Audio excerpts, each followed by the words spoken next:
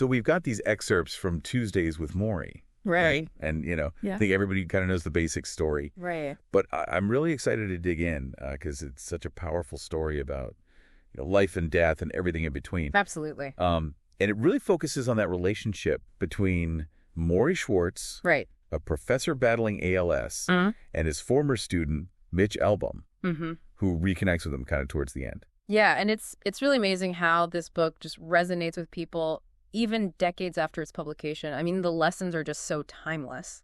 Totally.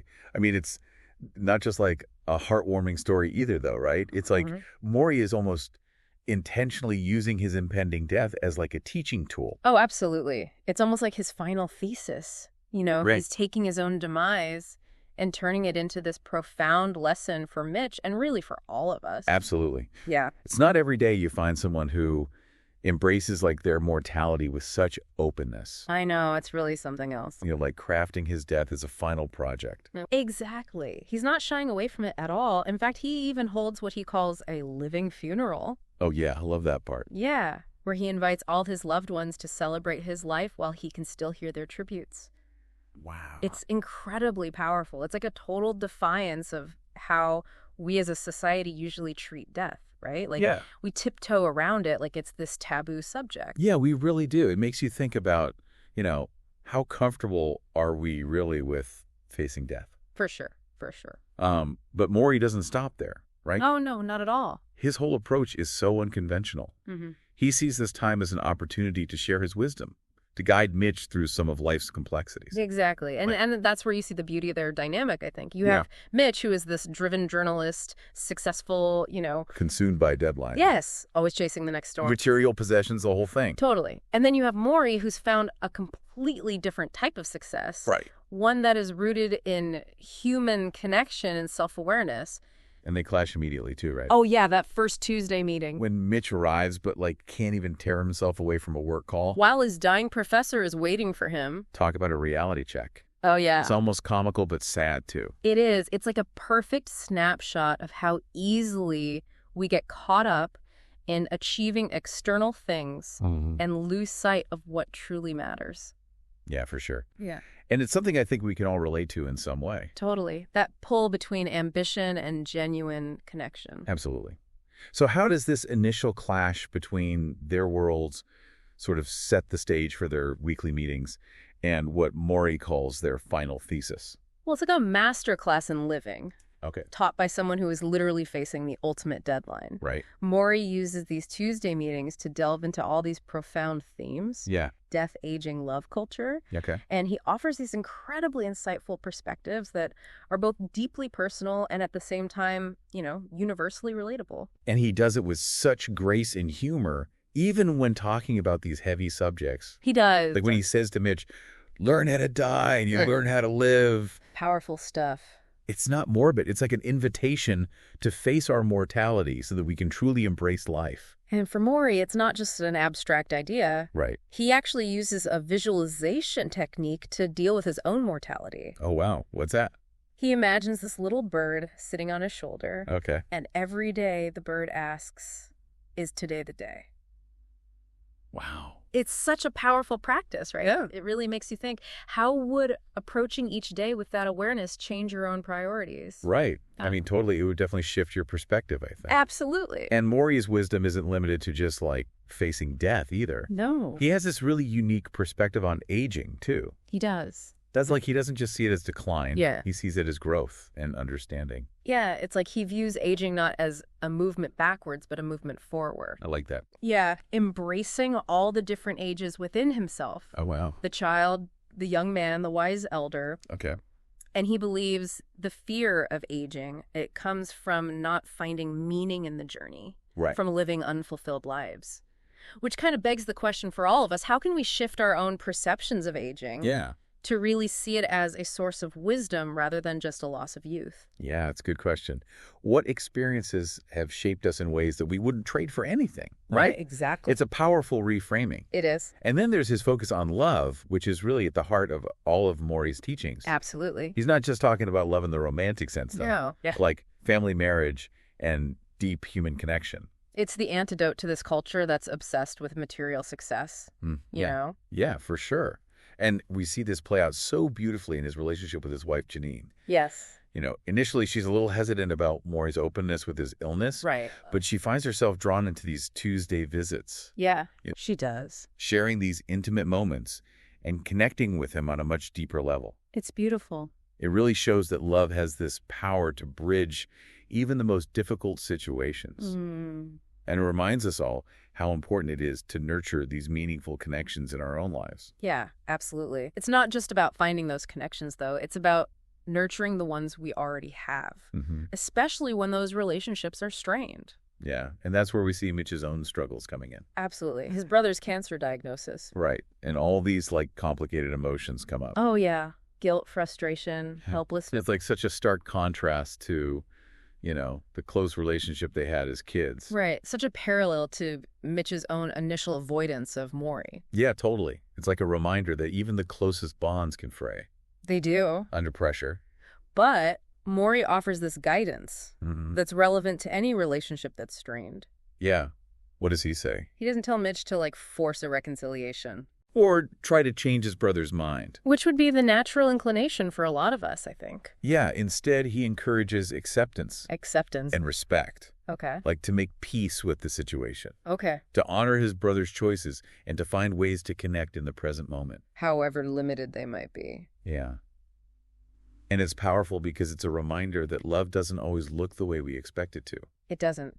And that sometimes the most loving thing we can do is just let go of our expectations and meet people where they are.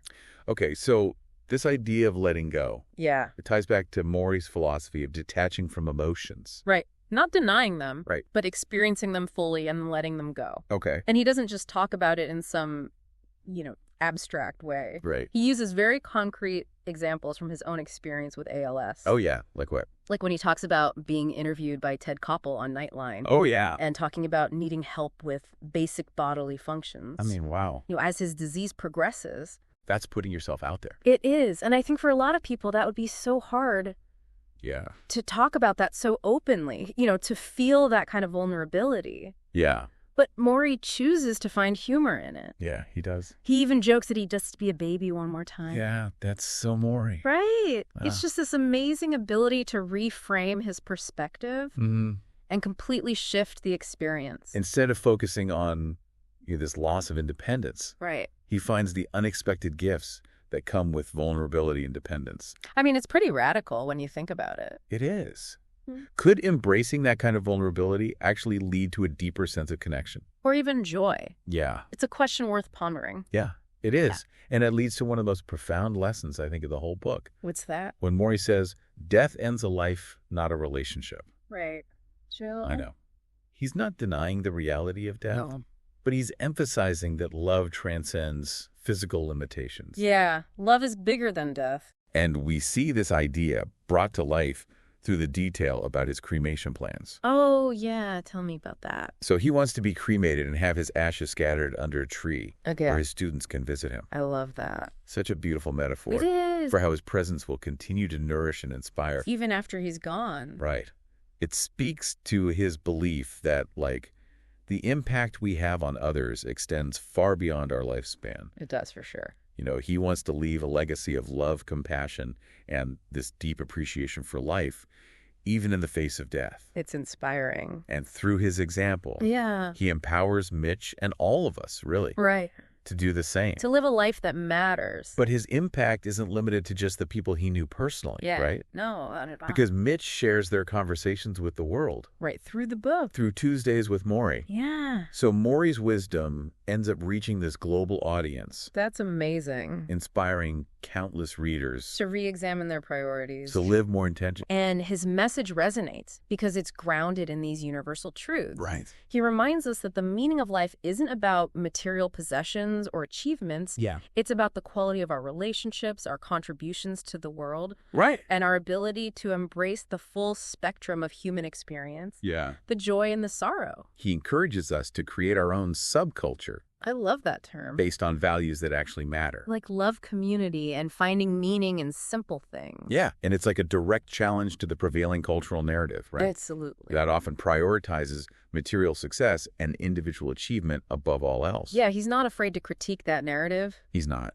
He talks about how our obsession with material wealth and status can actually distract us from the things that truly matter, Right. leaving us feeling empty and unfulfilled. So he challenges us to consider what aspects of that dominant culture we want to reject and what values we want to embrace instead. It's an invitation to consciously design a life that aligns with our deepest beliefs. Right, a life that's meaningful and fulfilling. Yeah. Yeah, it's like he's saying, screw the script. Right. Like, step outside those pre-programmed expectations. Define success on your own terms. Yeah, and the amazing thing is he doesn't just preach these values. Right. He embodies them. He does, even in the face of these immense physical limitations. It's true.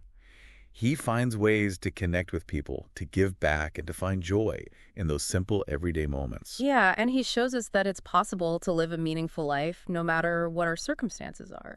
And he does it all with such humor and grace. He really does. Like, I love that part where he talks about how, his illness has forced him to become more dependent on others. Right. And instead of being, sad about it. Yeah, dwelling on that loss of independence. He's like, well, I get to be a baby one more time. Oh, that's so Morrie. Oh. Finding the humor in these incredibly challenging situations. It's more than humor, though. Oh, absolutely. It's like this profound acceptance of his reality. Yeah. A willingness to find those little gifts, even in the midst of loss. Makes you wonder if that's the key.